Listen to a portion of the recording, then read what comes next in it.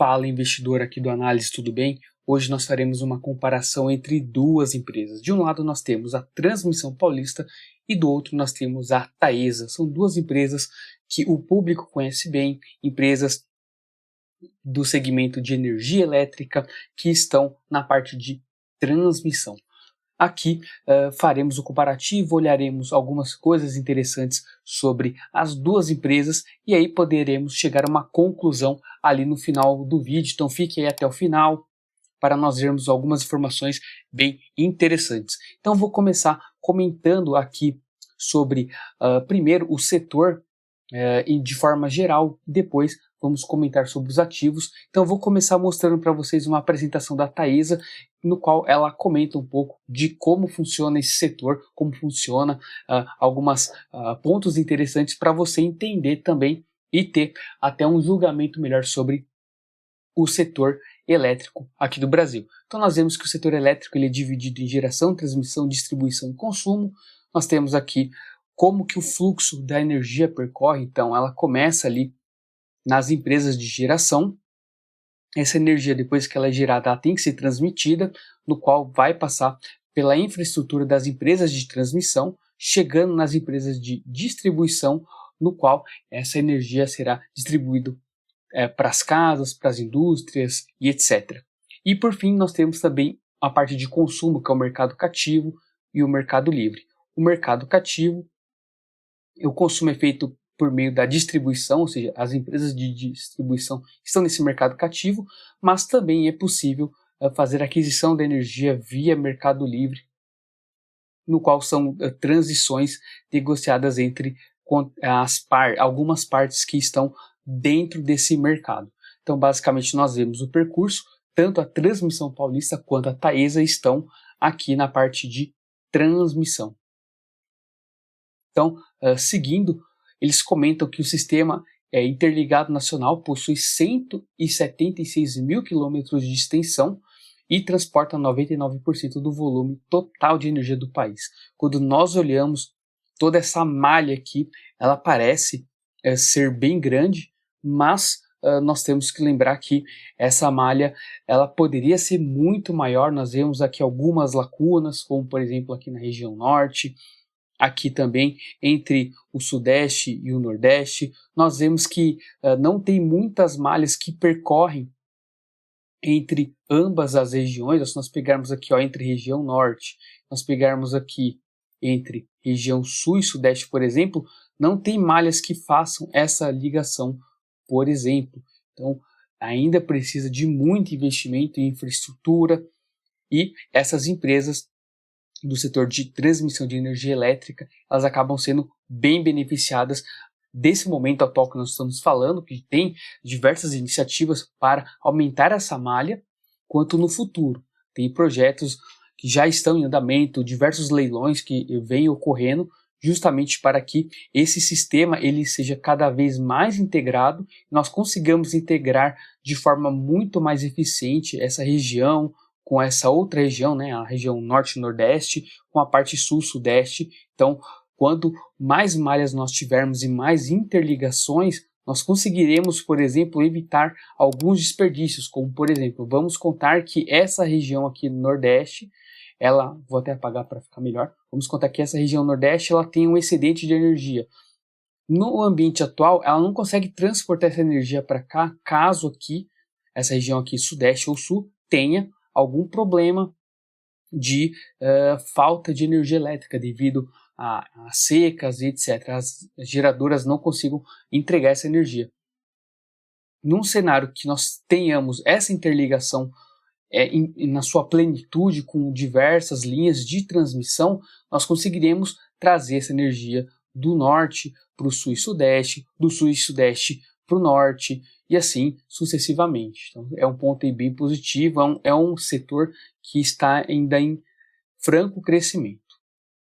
E aqui eles comentam que é um ambiente regulatório maduro, estável, a parte de transmissão. E aqui eles comentam alguns itens, como regulação estável, receitas previsíveis, que é no caso as RAPs, Não tem risco de volume, porque a única coisa que você precisa é manter a disponibilidade da sua infraestrutura. Se ela está disponível 100% do tempo, você vai receber aquilo que foi contratado, tem um baixo risco de crédito, tem riscos mais baixos em relação à parte de geração e distribuição, e também tem aí nos próximos anos tem uma quantidade de investimento maciço, que eles colocam aqui de 100 a 126 bilhões de CAPEX, ou seja, de investimentos que serão feitos na parte de infraestrutura.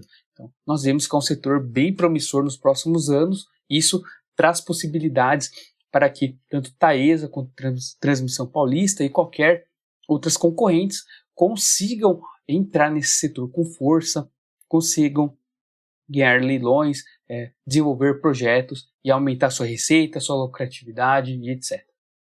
Um ponto importante quando nós falamos ali do setor de transmissão é que ele é dividido em 3 categorias, categoria 1, 2 e 3, que é a forma que as RAPs serão distribuídas para as empresas. Categoria 1, basicamente nós não vemos mais, que elas são muito antigas. Categoria 2 e 3, nós ainda vemos. E aqui nós temos as diferenças. Uma das diferenças mais gritantes entre essas duas categorias é que a categoria 2 ela era corrigida, ela é de fato, na verdade, corrigida pelo IGPM, enquanto a categoria 3 ela é corrigida pelo IPCA. Todos os leilões a partir de 2006 eles vêm na categoria 3. Então, com o tempo, a categoria 2, os projetos de categoria 2, eles vão morrendo. Então, os novos projetos já vêm nesse modelo aqui, ó, vou até apagar aqui para ficar mais limpo, já vem no modelo aqui de 2006, que é IPCA, e as revisões são a cada 5 anos, né? No 5º ano, no 10º ano e no 15º ano.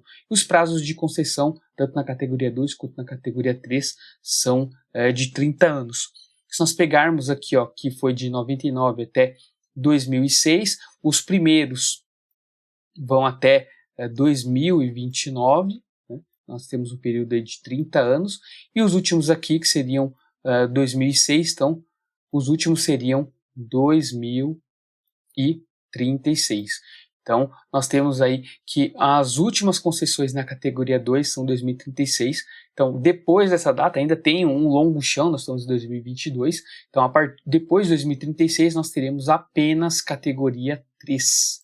Mas aqui é mais para vocês verem aqui as diferenças. Aqui no caso da Taesa, eles comentam que 73% da RAP operacional está ainda na categoria 2, que é influenciada pelo IGPM.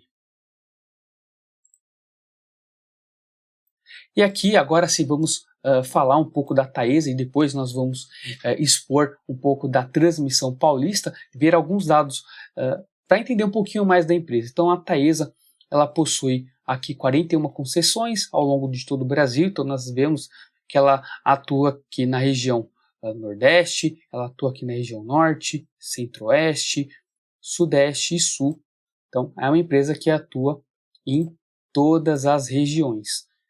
Ela está presente em 18 estados, mais o DF, tem 14 mil quilômetros, 5 bases de operações, quase 4 bi em RAP e tem um market share aí de 11% da RAP que hoje é entregue pelo governo. Aqui eles comentam alguns pilares estratégicos, mas um ponto interessante também para entender a Taesa é em relação ao crescimento dela, e até um ponto também para quem estuda as empresas de transmissão, que os projetos eles podem ser brownfield ou greenfield. Quando nós falamos do brownfield, que é esse primeiro aqui, são projetos que foram iniciados por outras empresas.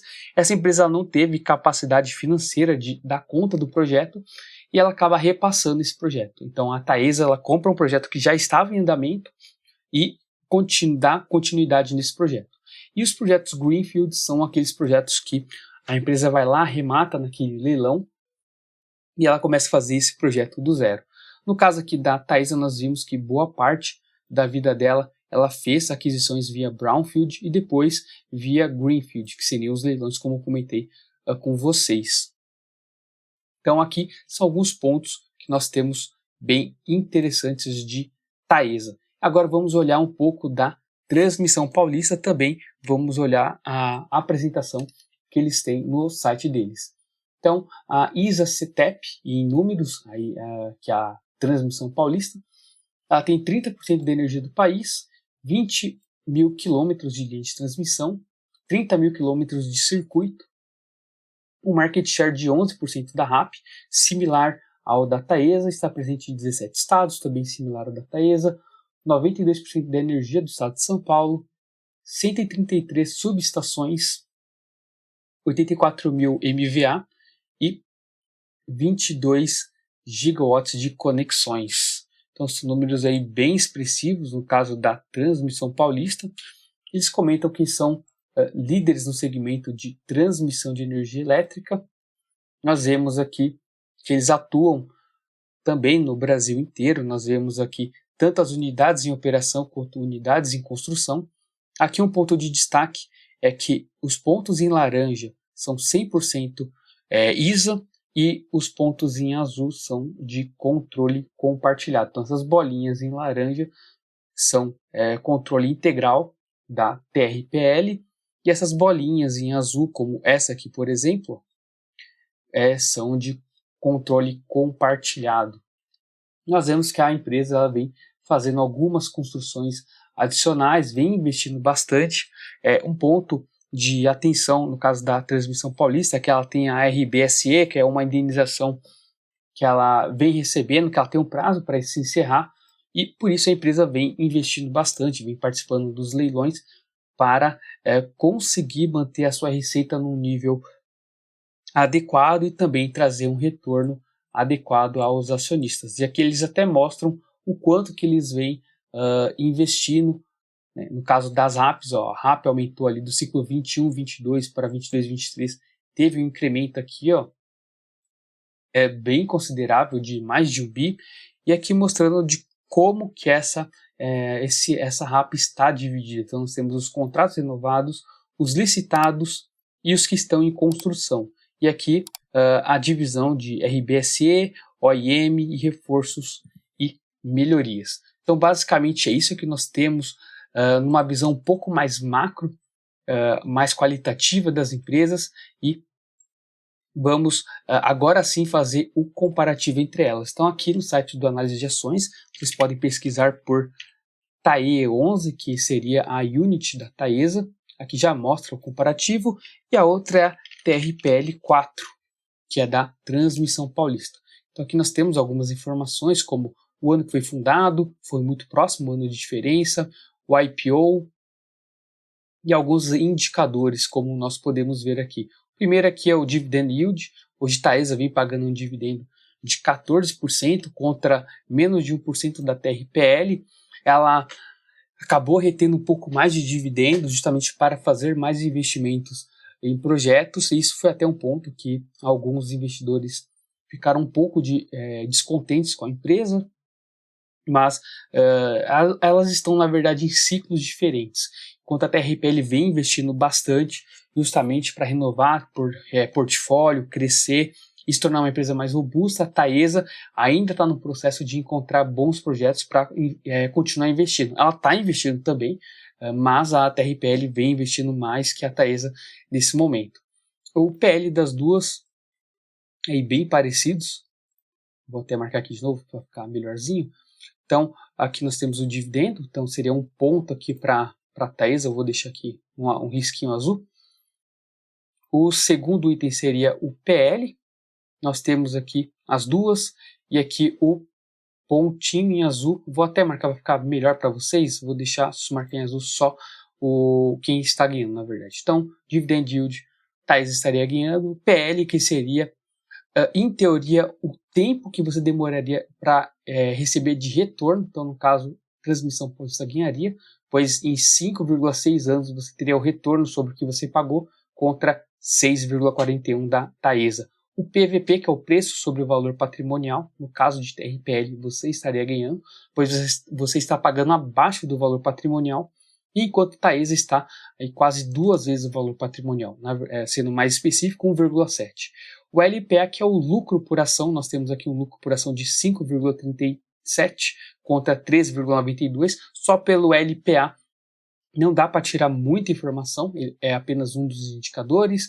Aqui o VPA, que é o valor patrimonial de 2018 da Taesa contra 24,4. Nós temos aqui o EV/EBIT, que seria parecido com o PL, só que em relação à empresa, o quanto que o operacional da empresa pagaria toda a empresa. Nós temos aqui que nesse caso, em 5,7 anos, vamos dizer assim, todo o EBIT, todo o operacional da empresa pagaria a empresa, enquanto na Taesa nós demoraríamos 6,45 anos. E aqui a visão do EBITDA, que seria o operacional mais a depreciação e a amortização, que é SD e SA, a mesma coisa aqui no caso da TRPL. Mas aqui são mais ou menos os mesmos indicadores, tem gente que prefere usar o EBIT, tem gente que prefere usar o EBITDA, e aí fica a critério de cada pessoa. Então, vou até desmarcar esse pontinho aqui, porque são basicamente os mesmos indicadores. E aqui nós vemos que, pelo menos nesses itens, a TRPL levou melhor, no 3-1. Né? E se nós olharmos agora os indicadores de rentabilidade, nós vemos que o crescimento da Taesa de receita é melhor. Né? Nós temos crescimento de 20% contra um crescimento negativo, um decréscimo de 6,6%. Lucro da Taesa também aumentando contra um decréscimo da TRPL. Um ROI, retorno on equity, retorno sobre patrimônio líquido, também maior no caso da TRPL.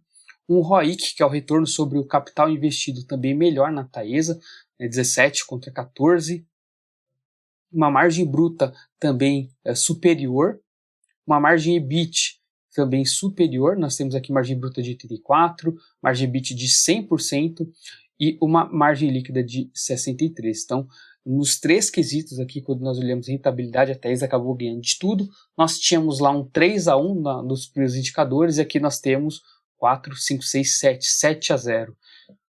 E por fim, vamos olhar os últimos indicadores, só para nós garantirmos aqui o de endividamento. Então nós vemos que a TRPL, pelos indicadores, ela está mais endividada, então só corrigindo aqui, a Taesa tem uma liquidez corrente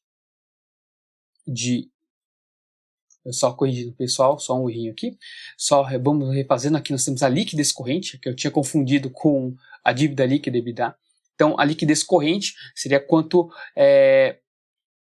se nós pegarmos os ativos circulantes e subtrairmos do passivo e dividirmos pelo passivo circulante, nós veremos o quanto que a empresa tem de caixa para poder honrar seus compromissos de curto prazo. Isso é a liquidez corrente. Nesse caso, TRPL ganha. Dívida líquida sobre patrimônio líquido, TRPL também ganhando, porque ela tem uma dívida menor sobre seu patrimônio. Dívida líquida sobre o EBITDA, que é o operacional, também TRPL sai ganhando. E o PL sobre ativos. Quanto do patrimônio líquido representa dentro dos ativos. E aí, é um item que a gente não costuma olhar tanto assim, então nem vou considerar aqui, nesse caso. Então, nesses itens nós temos 3-0 para a TRPL. Então, se nós resumirmos aqui todos os itens, nós temos que na primeira fase nós tivemos 3-1, depois nós tivemos 7-0 e nesse último nós tivemos mais 3 pontos para a Transmissão Paulista. Então aqui nós temos, se nós finalizarmos, 10 pontos para a Taesa contra 4 pontos para a Transmissão Paulista. Lembrando, pessoal, que isso aqui é apenas a visão atual da empresa, não basta apenas olhar os indicadores e achar que de fato a Taesa vai ser muito superior que a TRPL ou a TRPL é muito inferior à Taesa. Nós temos que olhar em que momento a empresa se encontra, os projetos que ela vem fazendo, o que ela vem trabalhando para melhorar seus pontos fracos. Mas olhando aqui apenas para indicadores, nós vemos que a Taesa hoje acabou ganhando da Transmissão Paulista. Mas como comentei, nós não podemos olhar apenas o agora, nós temos que olhar o futuro, entendermos um pouco mais dos projetos, no que ela está investindo e se ela vai conseguir trazer um retorno muito melhor no futuro. Espero que vocês tenham gostado. Lembrando que não é recomendação de compra, venda ou manutenção. Vocês conseguem ver esses dados e outros dados sobre as duas empresas no site de análise de ações. E se vocês gostaram do vídeo, comentem aqui, dêem um like, compartilhem esse vídeo e vejo vocês numa próxima. Até mais!